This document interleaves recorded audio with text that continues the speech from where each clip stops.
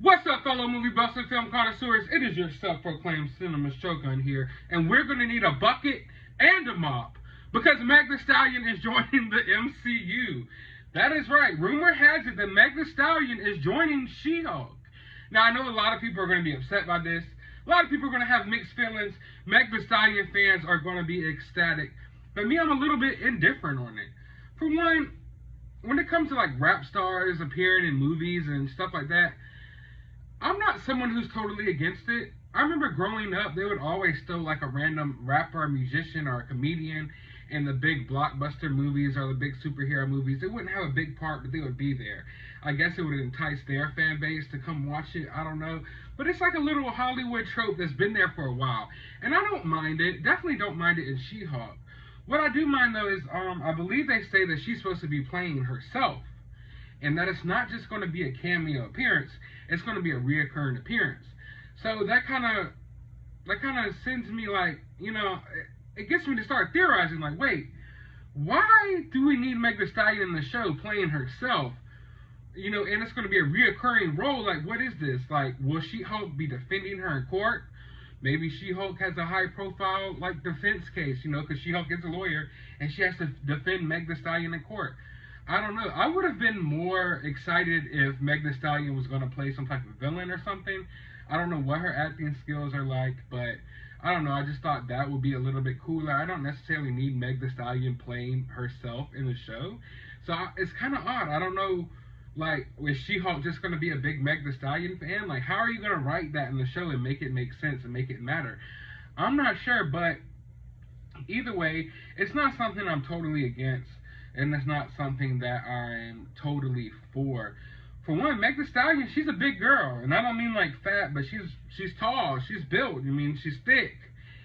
She's a stallion, so I felt like throw some CGI on her or something, make her face off against She-Hulk. I thought that would be pretty cool, but I don't think that's what we're going to get. So who knows how they'll work in Meg Thee Stallion into the show. But she will be joining She-Hulk. Like I said earlier, I think maybe She-Hulk will be defending her in court or something like that. Honestly, if you have any better theories about why Meg Thee Stallion will be a She-Hulk, you could drop them down in the comments below. But one thing I found interesting about this is it's kind of hypocritical of Disney.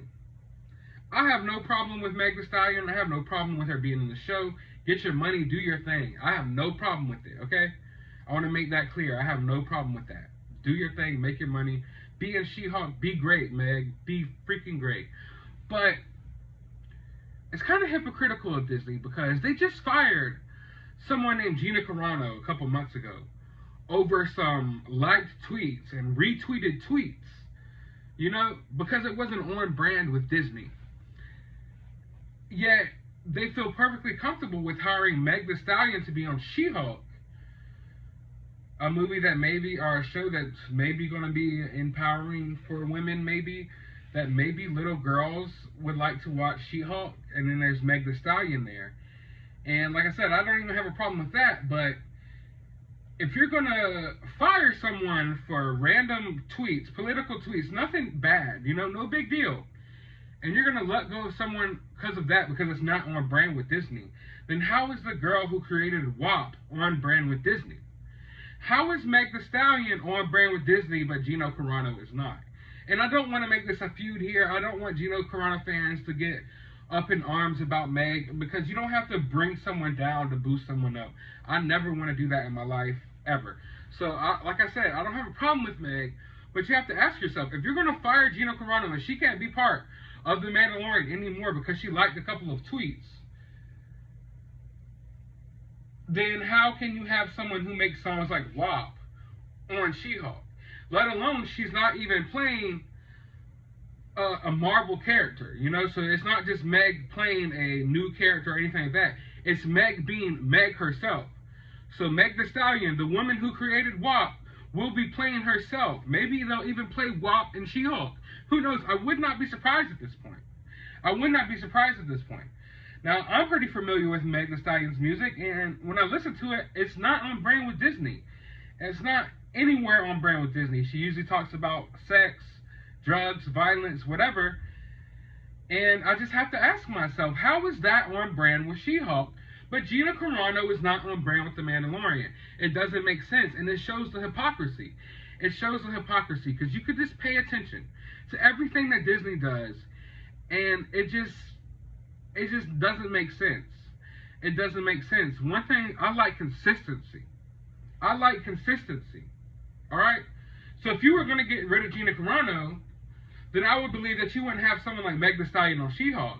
If you get rid of Gina Carano, then you have to get rid of Pedro Pascal for basically tweeting the exact same thing that Gina Carano tweeted, just from a different side of the spectrum. You know, whereas Gina Carano, she didn't even tweet anything. She liked a couple of tweets and retweeted a couple of tweets. Whereas we have Pedro Pascal here comparing Trump supporters to Yahtzees. Yet he gets no disciplinary action, and Gina Carano gets fired. You know, Gina Carano gets fired for liking tweets, but the woman who created WAP, Wet Ass Pussy, gets to be on She-Hulk. So that shows you what we're working with here. That shows you the playing field we're on, and how Disney really is. Because it's not about certain messages for your kids. It's not about protecting their brand or anything like that. They don't care about that. If they cared about that, then I would have to believe that Meg Thee Stallion wouldn't be in She-Hulk. If they're trying to protect their kitty little pure brand, then they wouldn't have Meg Thee Stallion in She-Hulk. So they get rid of Gina. It's just, it literally makes me laugh because I'm just sitting here like, how does any of this make sense? How does the world even make sense anymore? It literally doesn't. And I want to reiterate this again, and I will keep reiterating this. I don't have a problem with Meg Thee Stallion being in the show. Get your money, do your thing, do whatever you want to do in life. I don't care. I don't have a problem with it at all.